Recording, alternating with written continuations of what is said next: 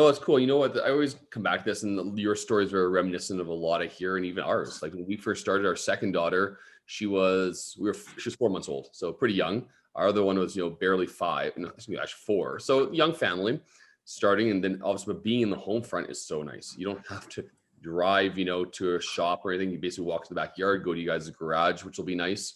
But that's where it's really neat about this business model is there's not a lot of major overhead, not a lot of capital to start with. You really choose where you want to begin this business, whether you want to do one shelving unit or you want to do eight. Doesn't really matter to me, right?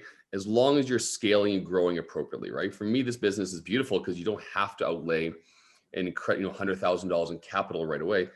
A couple grand and you're up and started and probably paying that off within 90 days, right? But with Carly being home, brand new, well, not brand new baby, just over a year old, you got a lot of things to tend to on the home front. But these microgreens are great because guess what? When your kid's napping, you can go out and do something.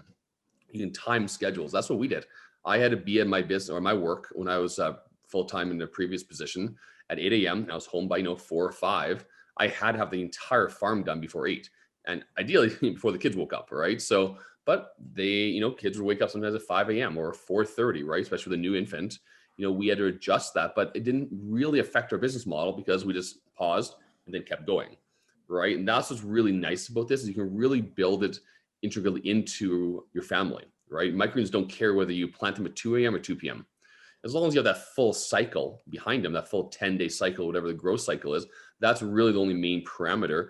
And the only, I think, time constraint per se would be delivery. If you guys are doing, a market, then you obviously have to be there at that time at that place.